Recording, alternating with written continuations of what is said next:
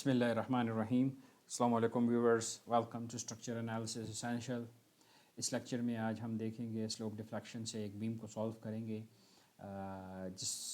जिसमें हम थोड़ा सा फिक्स्ड एंड मूवमेंट को भी डिस्कस करेंगे कि फिक्स्ड एंड मूवमेंट को भी कैसे हम इक्वेशन में ऐड करें, इंक्लूड करें।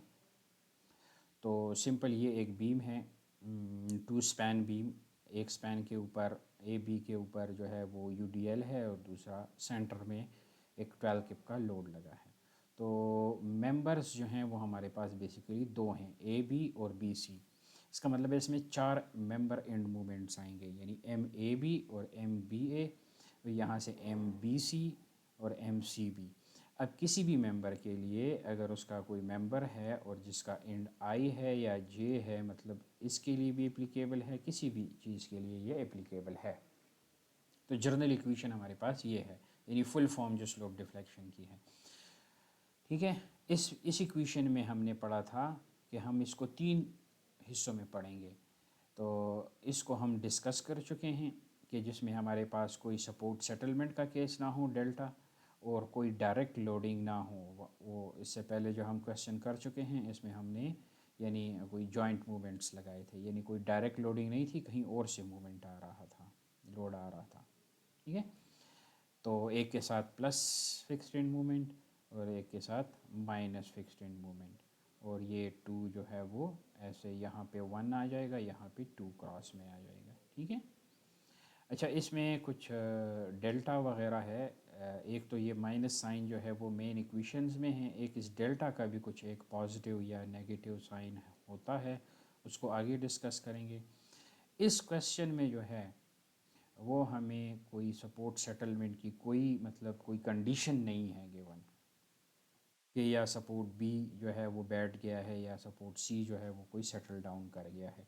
इसलिए हम अभी जो है इस क्वेश्चन में हम इस पोर्शन को भी ख़त्म कर देंगे। ठीक है, ये ख़त्म हो जाएगा ये वाला पोर्शन। बस सिंपल हमारे पास 2 EI/L 2θi, ये प्लस ये और माइनस फिक्स्ड इन मूवमेंट, ये चीज़ें आ जाएंगी। ठीक है, तो हमने इक्वेशन को, ये अब इसका दूसरा जो है, इसके बाद हम सपोर्ट सेटलमेंट भी करेंगे और उसमें फिक्स्ड एंड मूवमेंट भी हो गया, तब हम इसको फिर कंप्लीट फॉर्म पे ले जाएंगे। तो पहला स्टेप हमारा क्या होता है कि हमने degree of static indeterminacy find out करनी होती है, sorry, degree of kinematic indeterminacy, कि यानी स्ट्रक्चर कहाँ कहाँ से रोटेट कर सकता है। तो एक ये है और एक ये है, यानी अगर ये ए पॉइंट है, ये बी है और ये सी है, तो थीटा बी एंड थीटा सी। ठीक है, अल्दो के एक यहाँ पे हॉरिजेंटल भी होगा लेकिन हम उसको इग्नोर कर रहे हैं। हम जस्ट वर्टिकल लोड या ग्रेविटी लोड एनालिसिस कर रहे हैं। आप लेटरल लोड एनालिसिस करना चाहते हैं तो उसमें आप ये इंक्लूड करेंगे। ठीक है, तो फाइंड डी के। तो डी के इसकी है अभी 2 degree, that is equal to, आपने ये 2 डिग्री भी लिखना है और वो डिग्रीज ऑफ फ्रीडम लिखनी है जो आपको अननोन है। ठीक है, सो थीटा बी अननोन है, थीटा सी अननोन है। अगर आप देखें तो आपके पास जो थीटा ए है that is equal to, due to fix support condition, theta A is basically known and that is zero. ठीक है, तो थीटा ए इज़ ज़ीरो। दूसरा पार्ट क्या होता है हमारा, यानी फर्स्ट स्टेप का सेकंड बी पार्ट क्या होता है कि हम आइसोलेट करते हैं जॉइंट्स को और मेंबर्स को। तो ये वाइट वाला जो डॉट है, these are the member ends, और ये जो रेड है that are the joint ends. Joint की ये लेंथ मैं आपको हमेशा बताता हूँ, ये एक फिक्शन लेंथ है जिसकी लेंथ 0 है। हमने सारी की सारी लेंथ मेंबर पे लिखी हुई है जस्ट टू शो कि ये एक जॉइंट है। ठीक है, तो हम सबसे पहले क्या करेंगे, मेंबर एंड मूवमेंट्स पर काउंटर क्लॉकवाइज मूवमेंट लगा लेंगे। हम स्लोप डिफ्लेक्शन में हमारा जो काउंटर क्लॉकवाइज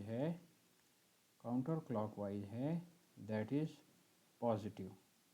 ठीक है, तो यहाँ पे आपने काउंटर क्लॉकवाइज लगा दिया, यहाँ पे लगा दिया, यहाँ पे और यहाँ पे।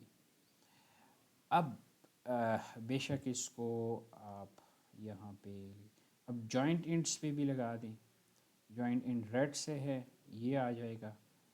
ठीक है। इसी की डायरेक्शंस में आपने लगाने हैं, या दोनों ऊपर होंगे या दोनों ऐसे नीचे होंगे, ठीक है। तो इसके साथ आपने इसको कंपेयर करना है, और ऐसे हो, ऐसे नहीं डालना आपने कि ऐसे एक जॉइंट मूवमेंट हो और एक ऐसे हो, तो ये तो अनबैलेंस कंडीशन हो गई है, ठीक है। तो अब हम करेंगे इसका, यहाँ पे हम मेंबर एंड मूवमेंट्स को नाम दे देंगे कि that is equal to MAB and that is equal to MBA, that is MBC and that is MCB, because this is A point, this is B point and this is C point, ठीक है। इसकी length जो है वो भी हमारे पास है, and that is equal to 8 feet. Question में एक दफ़ा कंफर्म कर, यस दिस इज़ 8 फीट, ठीक है। तो ये हमारे पास हो गया दूसरा step, sorry this is the first step. तो फर्स्ट स्टेप में हमने ये डी के और आइसोलेट कर दिया जॉइंट्स और मेंबर एंड्स को, यानी मेंबर्स को, और मेंबर एंड पर हमने काउंटर क्लॉकवाइज मूवमेंट को लगा लिया। अब स्टेप नंबर 2 में हम क्या करेंगे, दो मेंबर हैं, दोनों मेंबर के लिए हम यानी 4 स्लोप डिफ्लेक्शन इक्वेशन लिखेंगे फॉर ईच मेंबर, ठीक है, फॉर ईच मेंबर। वो आ जाएगा 2EI/L, और ये इक्वेशन आपके पास आ गई। अब इसमें हमने ये किया है कि आप देखें आपके पास जो AB है, AB, ठीक है, ये वो मेंबर इन मूवमेंट से जो कि मैं हटा रहा हूँ, यहाँ पे हमारे पास जो है AB के ऊपर फुल लेंथ के ऊपर एक UDL है, जबकि यहाँ पे हमारे पास यानी 4 फीट और 4 फीट के ऊपर एक लोड है, and that is equal to I think 12K, yes yes 12K, ठीक है। अब इस लोड के लिए क्या होंगे फिक्स्ड एंड मूवमेंट, और इस लोड के लिए अब यहाँ पे थोड़ा सा हम कुछ ख़ास लोड कंडीशंस को डील करेंगे। आल दो के लोड कंडीशंस बहुत डिफरेंट्स होती हैं। नॉर्मली आपको जो प्रैक्टिकल फील्ड हैं वो तो आपको यूडीएल की फॉर्म में मिल जाएंगे, लेकिन एकेडमिक पर्पस के लिए कुछ भी लोड कंडीशंस हो सकती हैं, या इन दोनों लोड्स की कम्बिनेशंस भी हो सकती हैं। तो इसको सबसे पहले थोड़ा डिस्कस करते हैं। ये वो बेसिकली फिक्स्ड एंड मोमेंट्स हैं, ये तमाम ये फिक्स्ड एंड मोमेंट्स हैं, ठीक है। अब ये किसी मेंबर के लिए किस तरह होंगी, किसी के लिए किस तरह होंगी, ठीक है, वो डिपेंड करेगा कि इसके ऊपर क्या है। अगर फुल यूडीएल है तो उसके लिए WL²/12। अगर लोड जो है वो सेंटर पे लगा है तो उसके लिए PL/8। ये वो है कि अगर लोड सेंटर पे लगा हो, अगर कोई ए भी डिस्टेंस पे लगा हो तो उसके लिए कुछ और होगा। अब यहाँ पे थोड़ा सा डिस्कस करते हैं डिफरेंट लोडिंग कंडीशंस के लिए। ये है, तो ये आपके पास फिक्स्ड एंड मूवमेंट है, ये आपको आरसी हिबलर की बिल्कुल आखिरी पेज पे आपको ये चीज़ें मिल जाएंगी। तो अगर फुल लेंथ पे W हो, यूनिट कुछ भी हो सकते हैं, पाउंड पर फीट भी हो सकते हैं, किप पर फुट भी हो सकता है, ठीक है, न्यूटन मीटर भी हो सकता है। So WL²/12 where L is the total length of the member, ठीक है। अगर हाफ के ऊपर हो तो वो ये नहीं है फिर, ठीक है, उसके लिए आप फ्लेक्सिबिलिटी मेथड को यूज़ करके फिक्स्ड मूवमेंट निकाला जा सकता है। सो PL/8 अगर P सेंटर में लगा हो। अच्छा, अगर P किसी AB डिस्टेंस पे लगा हो, लेट सपोज L कोई 10 फीट हो और A आपके पास 3 फीट हो और 7 फीट, यानी सेंटर के ऊपर P ना लगा हो, तो इसके लिए क्या होगा? इसके लिए ऐसा होगा कि अगर आपकी जो राइट साइड है, ये right side, sorry this is left side, और ये आपकी राइट साइड है और ये लेफ़्ट साइड है, ठीक है। तो लेफ़्ट साइड अगर A हो और ये B हो, तो आपने जो लेफ़्ट साइड वाला मूवमेंट निकालना है वो क्या करना है, P, यानी इस साइड का मूवमेंट आप निकाल रहे हैं तो A लिख दें, और वो जो दूसरी साइड का स्क्वायर ले लें B, ठीक है, जो बकाया लेंथ बच गई है, डिवाइडेड बाय टोटल लेंथ का स्क्वायर ले लें। इस तरह ये वाला जो आएगा वो आएगा P अब इसी साइड का है तो पी बी है, और ये दूसरी साइड यानी जो राइट साइड है, लेफ़्ट साइड है, इसका स्क्वायर लेके डिवाइडेड बाय एल स्क्वायर कर दे, तो ये चीज़ आपके पास आ जाएगी। ठीक है। अब अगर इस तरह लोड कंडीशंस हों, तो यानी ट्रायंगुलर लोड हो, तो उसके लिए डब्ल्यू एल स्क्वायर बाई 30 है। यानी ये कम इंटेंसिटी वाला है तो कोफिशिएंट ज़रा ज़्यादा आएगा। यहाँ पे आपको पता है इंटेंसिटी लोड की ज़्यादा है, तो यहाँ पे थोड़ा सा बेंडिंग मोमेंट ज़्यादा आएगा, तो इसलिए इसका कोफिशिएंट जो है वो 20 है। तो डब्ल्यू एल स्क्वायर याद रख लें, एक के साथ 20 और एक के साथ 30। अच्छा, अगर ये लोड कंडीशंस कुछ इस तरह हो जाए, रिवर्स हो जाए ऐसे, तो फिर ये साइड जो है ये 1/30 हो जाएगा और ये वाली साइड 1/20 हो जाएगा। 1/20 से मुराद ये है कि डब्ल्यू एल स्क्वायर के साथ, ठीक है, यानी मैं सिर्फ आपको उसका वो डब्ल्यू एल स्क्वायर के साथ जो कोफिशेंट है वो बता रहा हूँ, तो ये 1/30 हो जाएगा। तो ये याद रखें कि जहाँ पे आके ट्राइंगल 0 हो रहा है वो 30 वाला होगा और दूसरी साइड 20 होगा।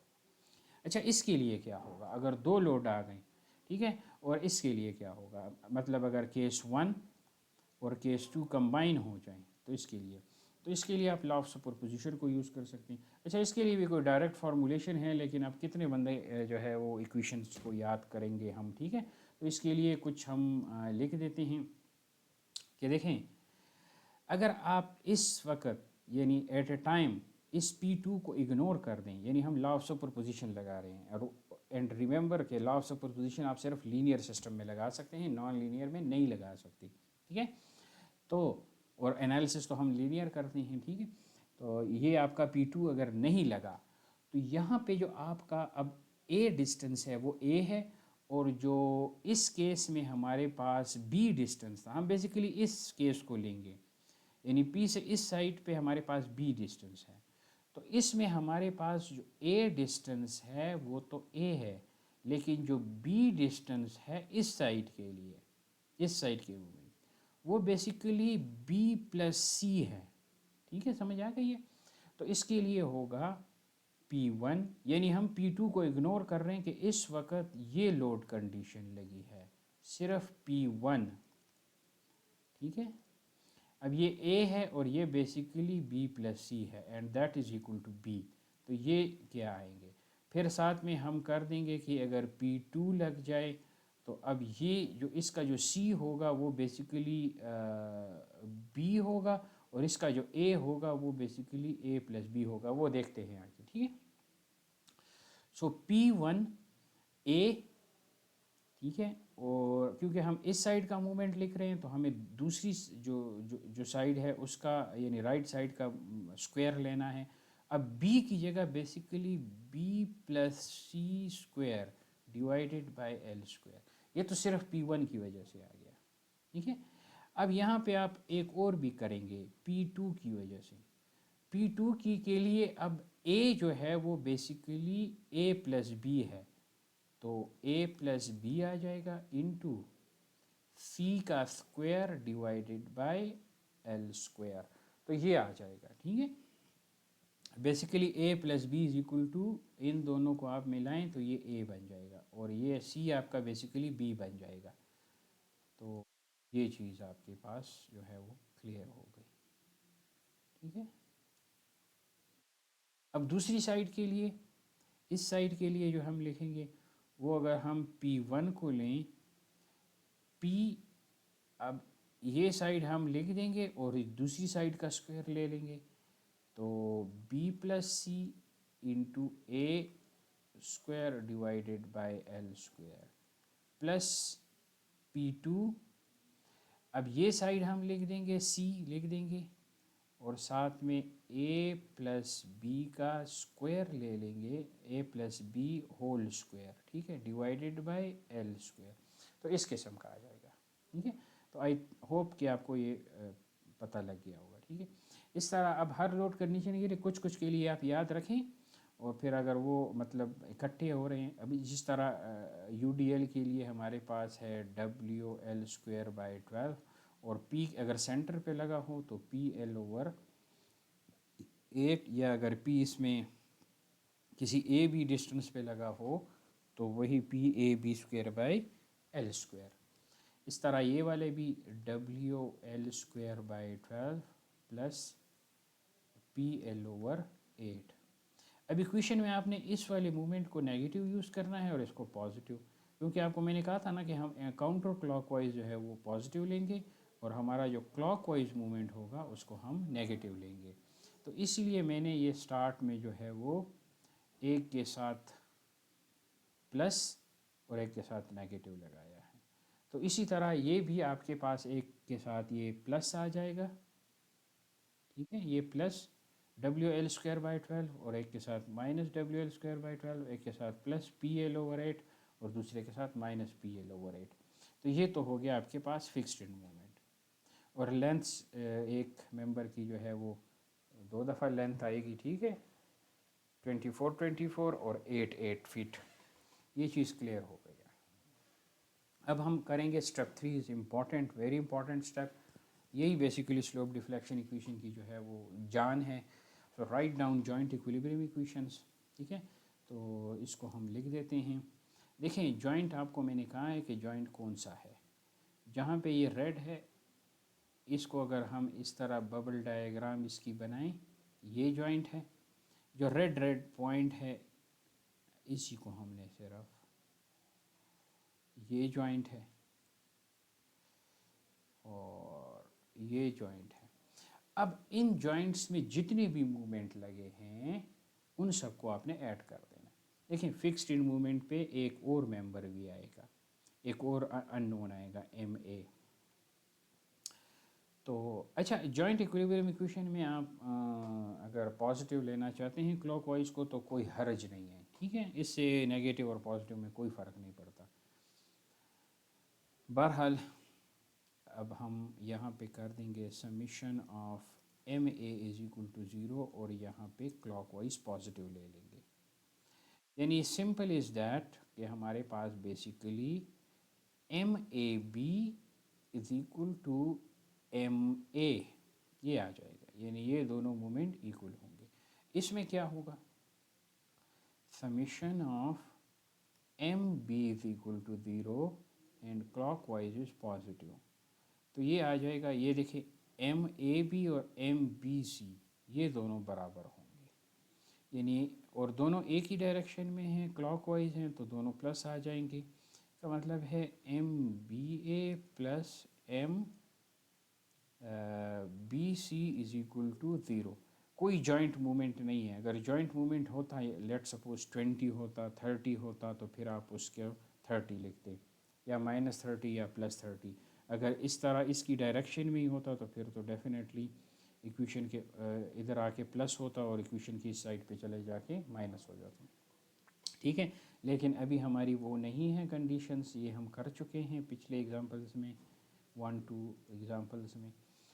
इस तरह अब ये वाला जो है summation of MC is equal to 0 clockwise positive, इस पे एक ही ये मूवमेंट है MCB इज इक्वल टू 0, ठीक है। अच्छा, ये जो मैंने आपको डिफरेंट किस्म के बताए हैं, इसके अलावा भी और भी हैं जो हम जैसे जैसे हम आगे की तरफ बढ़ेंगे, ठीक है, इसमें एक ज़रूरी वो है कि लेट सपोज अगर कोई आपके पास पॉइंट मूवमेंट आ गया तो उसके क्या है फिक्स्ड एंड मूवमेंट। तो इसको भी इंशाल्लाह आगे कुछ डिस्कस करेंगे और इस पर भी क्वेश्चन सॉल्व करेंगे।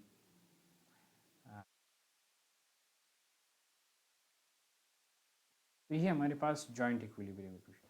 अब हमने क्या करना है, हमने जो स्टेप 3 में स्टेप 2 में जो ये लिखे हैं इनको क्या करना है, इनको सिंपल यानी स्टेप 2 को हमने जाके स्टेप नंबर 3 में डाल देना है, ठीक है, इन इक्वेशंस में।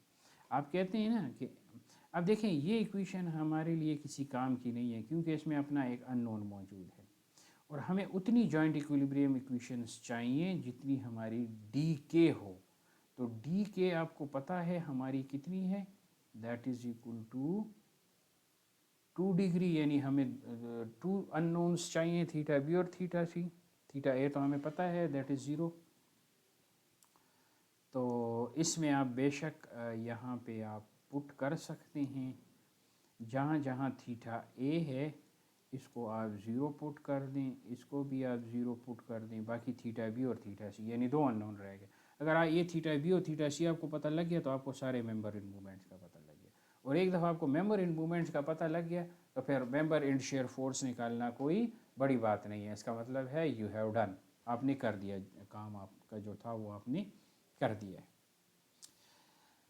अब हम इक्वेशन इन इक्वेशंस को हम कुछ नाम दे देते हैं। इन इक्वेशंस को हम कहते हैं equation 2, this is equation 3 and this is equation number 1। So 1 2 3 equations. अब M B A plus M B C is equal to zero का क्या मतलब है? इसका मतलब है कि एम बी ए यानी ये दो इक्वेशंस जो हैं इन सब को आप ऐड कर दें तो इससे आपके पास ये ज़ीरो आ जाएगा। ठीक है, तो वो ये आ जाएगा। आप इसको इक्वेशन 2 को ऐड करें और इसको सॉल्व करें, you will get this one, यानी थीटा बी और थीटा सी की फॉर्म में आ जाएगा। और तीसरा जो है वो है आपके पास इक्वेशन नंबर यानी M C B is equal to zero. अब एम सी बी किस चीज़ के बराबर है? M C B is equal to 2EI/8 into theta B plus theta C, 2 theta C minus 12, 8 से कट जाएगा, -12 रह जाएगा। ठीक है, और इक्वेशन के उस साइड पे चले जाके ये 12 पॉजिटिव हो जाएगा। तो ये इक्वेशन 3 से ये हो गया।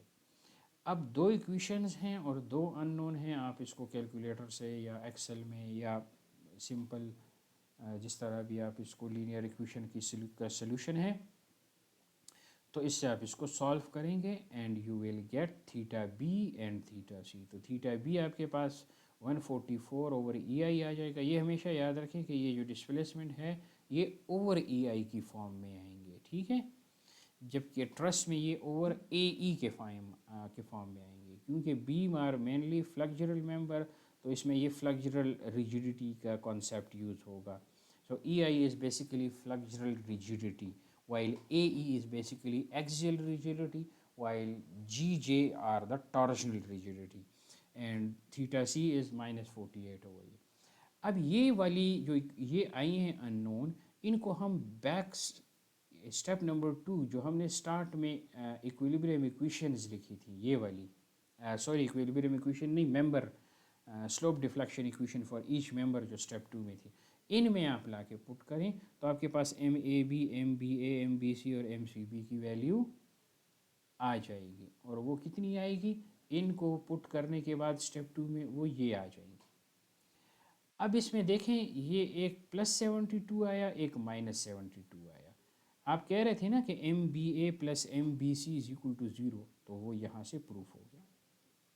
ये मैं आपको दिखा देता हूँ। कहें M B A plus M B C is equal to zero, तो वो ठीक आ गया। इसका मतलब है कि ये वैल्यूज़ तब ठीक आएंगी जब आपकी ये थीटा की वैल्यू जो है वो ठीक आ जाए। तो एक ख़ास वैल्यू थीटा के लिए ये वैल्यू सेटिस्फाई करेगा। और दूसरी इक्वेशन आपने क्या कहा था?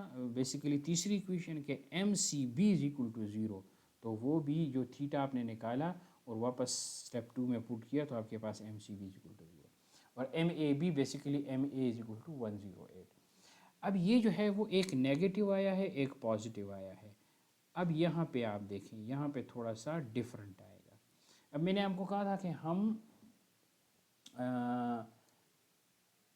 काउंटर क्लॉकवाइज पॉजिटिव लेंगे और क्लॉकवाइज नेगेटिव लेंगे।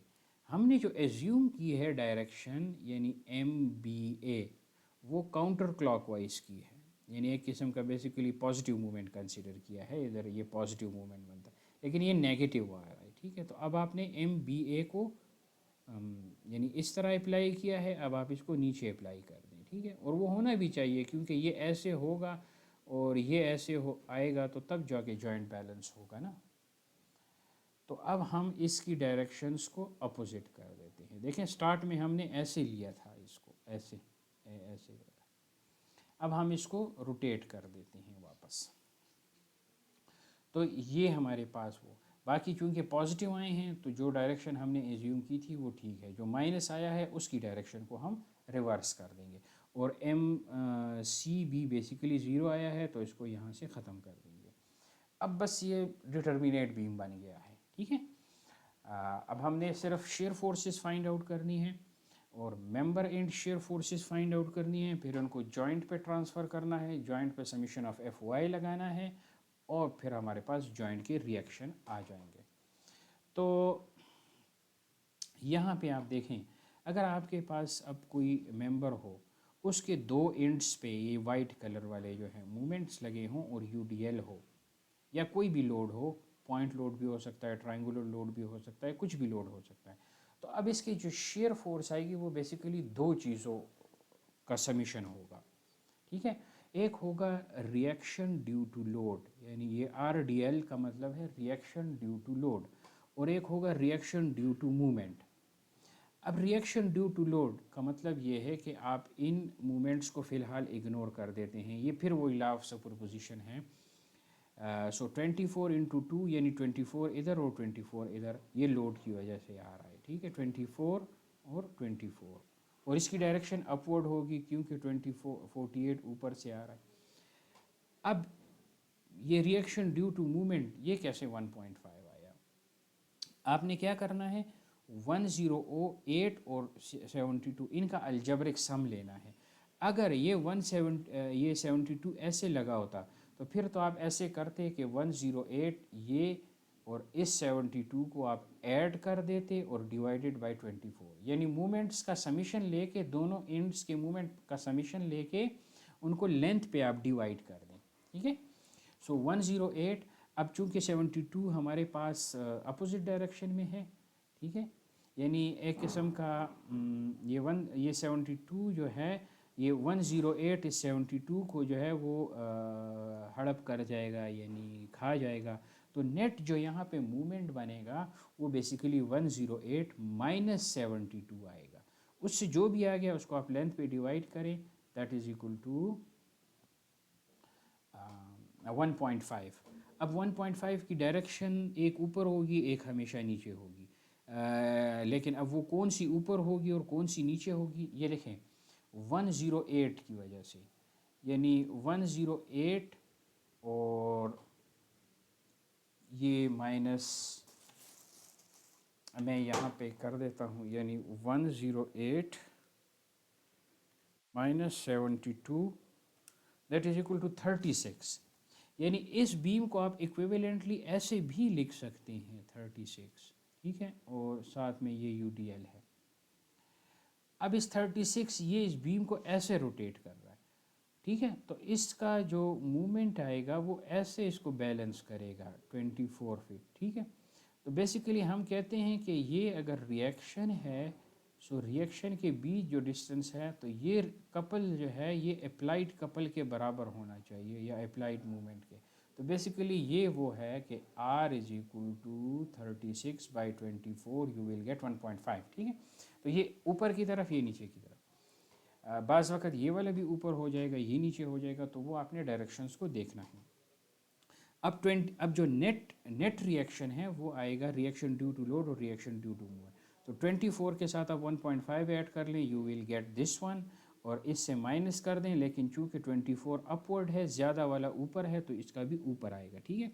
लेट सपोज ये वाली वैल्यू अगर 20, यानी कोई बाय द वे एग्जांपल के तौर पे अगर ये 30 होती, तो फिर यहाँ पे जो रिएक्शन आता नेट, वो बेसिकली डाउनवर्ड 6 आता, ठीक है। 24 से 30 आप माइनस करते, आल दो वो हमारा केस नहीं है, लेकिन मैं आपको साथ साथ में हर एक सिनारियो बता रहा हूँ ताकि आपको कल को कंफ्यूज ना हो फिर कि ये क्या है। तो कोई स्पेसिफिक अंदाज में क्वेश्चन को मत सीखें, बल्कि जर्नलाइज तरीके से क्वेश्चन को सीखें कि कुछ भी हो सकता है क्वेश्चन में, ठीक है। ये नहीं है कि सर ने बताया था बस ये अपवर्ड होगा और ये डाउनवर्ड होगा, तो ऐसे नहीं है, वो डिपेंड करता है, इसके ऊपर है।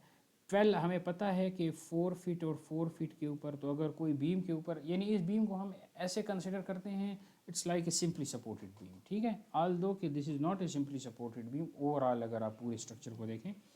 बट अब यहाँ पे है कि 12 है तो 6 और 6 आएगा, ठीक है, और 9 क्या आ रहा है, 72/8 कर दें आप तो 9 आ जाएगा आपके पास, क्योंकि नेट अनबैलेंस मूवमेंट पूरे स्ट्रक्चर के ऊपर 72 लग रहा है, ठीक है, ऐसे।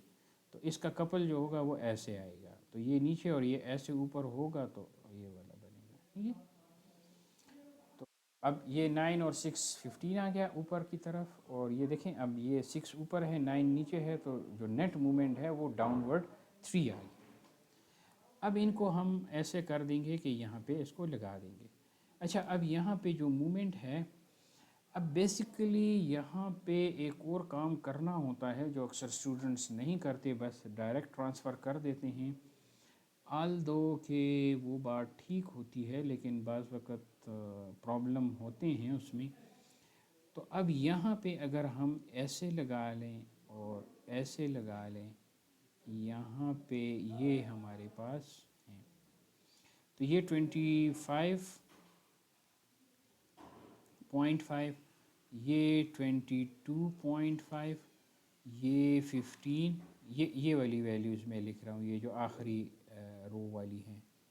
और ये आ गया आपके पास, sorry this is -3, this is downward 3। अब यहाँ से आप इसको ट्रांसफ़र करेंगे यहाँ पे, ये अपवर्ड है तो यहाँ पे डाउनवर्ड आ जाएगा, ये अपवर्ड है यहाँ पे डाउनवर्ड, ये वाला भी अपवर्ड है यहाँ पे डाउनवर्ड, ये डाउनवर्ड है यहाँ पे ये अपवर्ड हो जाएगा। अब ये बेसिकली जॉइंट के मेंबर से जॉइंट पे शिफ्ट हो गए और अब ये सपोर्ट्स में आएंगे। बेसिकली वही डायरेक्शन आएंगे जो फिक्स्ड एंड मूवमेंट के ही होंगे। अब यहाँ पे आप समीशन ऑफ एफ वाई को यूज़ करेंगे इस जॉइंट पे, ठीक है। तो यहाँ पे बेसिकली 25.5 आ जाएगा। अब देखें ये डाउनवर्ड है दोनों, तो इनका जो नेट आएगा वो दैट इज़ 37 पॉइंट, अच्छा यहाँ पे मैंने किया 37.5, यानी 22.5 और 15 को आप ऐड कर दें, दोनों downward summation of F Y, तो ये लग जाएगा, ठीक है। दिस इज़ 3 अपवर्ड, तो दिस इज़ डाउनवर्ड 3। तो ये इस किस्म की ये आपके पास सारे जो रिएक्शन है वो आ जाएंगे, ठीक है। अब इस और ये 108 है। बाकी हमें पता है यहाँ पे यहाँ का मूवमेंट भी हमें पता है, दैट इज़ 72। तो अब हम इसकी ड्रॉ करते हैं shear force bending moment diagram. तो यहाँ से आप चले जाएंगे,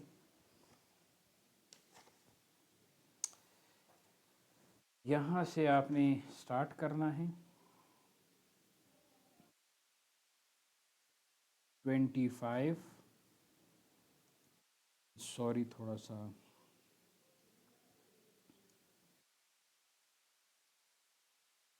से 25.5, फिर चूँकि UDL है यानी ये एक किस्म की 0 डिग्री कर्व है, तो शेयर फोर्स जो होगी वो 1 डिग्री कर्व आएगी। और यहाँ पे वैल्यू हमें पहले से ही पता है, अगर आप मेंबर एंड पे देखें तो ये 22.5 है, ठीक है। ये 37.5 तो नेट है, यानी इसके एक लेफ़्ट और राइट पे जो है, तो वो आप निकाल सकते हैं। 25.5 माइनस 24 को आप 2 से मल्टीप्लाई करें तो कितना आ जाएगा 48। 48 में से 25.5 को माइनस करें, यू विल ऑटोमेटिकली गेट 22 जो भी आ रहा है, ठीक है, 22.5। तो ये आ जाएगा आपके पास 22.5। फिर ये 37.5 इसको धक्का दे के ऐसे कर देगा, तो आपके पास बेसिकली ये वाली वैल्यू आ जाएगी, ये 15 वाली, ठीक है। तो 37.5 माइनस 22, तो दैट इज़ 15। अब यहाँ से आप जाएंगे, ठीक है, 15 आ गई, यहाँ से आप जाएंगे 15 माइनस 12 करेंगे तो ये ऊपर ही रहेगा, क्योंकि 15 ज़्यादा है पॉजिटिव, दिस इज़ नेगेटिव। अब ये ऐसे आएगा और यहाँ से ये जो 3 है ये इसको धक्का दे के ज़ीरो कर देगा ऐसे। तो स्टार्ट यहाँ से हुआ था, ठीक है, और एंड यहाँ पे हो गया। अब ये जो वैल्यू है इसको आप बेशक लिख लें, that is 3, that is equal to positive, this is negative, this is positive positive, ठीक है। आल दो के पॉजिटिव नेगेटिव शेयर का हमें क्या करना है, हमें तो वैल्यू चाहिए, ठीक है। तो इट मेक्स नो सेंस कि ये पॉजिटिव है या नेगेटिव है डिज़ाइन के हवाले से। ठीक है, यहाँ पे हम करते हैं 108। अब ये देखें ये काउंटर क्लॉकवाइज मूवमेंट है या बेसिकली ये हॉगिंग मूवमेंट क्रिएट कर रहा है, सो दिस इज़ नेगेटिव मूवमेंट। तो ये नेगेटिव आ गया। अच्छा, ये यहाँ पे अब आपको एक लाइन खींचनी है। Now this is the point of interest for the bending movement. ये डिस्टेंस कितना होगा आपने ऐसे करना है, इस डिस्टेंस को इस वैल्यू को डायरेक्ट आपने 2 पे डिवाइड कर देना है, तो that is equal to 12.75 feet. अब यहाँ पे आ गया आपके पास 108 के फिट मूवमेंट, और अब चूंकि दिस इज़ 1 डिग्री तो ये वाला जो होगा वो 2 डिग्री आएगा और इस तरह आएगा। ठीक है, या ये ऊपर आएगा ये नीचे आएगा, डिपेंड करता है इस एरिया पे। अगर इस ये एरिया इस 108 से ज़्यादा होगा तो ऊपर चला जाएगा, वरना नीचे ही रहेगा। आल दो के हमारे पास जो कर्व होगी वो 2 डिग्री कर्व होगी।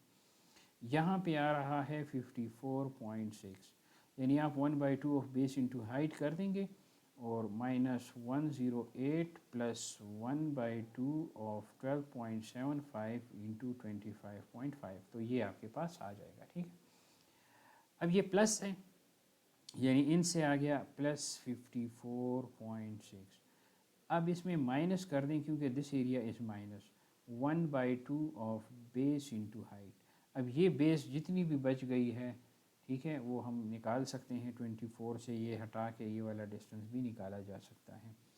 वहाँ से आप करेंगे तो आपके पास यहाँ पे जो आएगा वो नेगेटिव मूवमेंट 72 आएगा। ठीक है, ये ऑलरेडी हम निकाल चुके हैं, ये हमारे पास ये 72 मूवमेंट्स जो हैं वो आए हैं। ठीक है, तो ये सारा जो है वो आपको कंपैटिबल होना चाहिए आपका।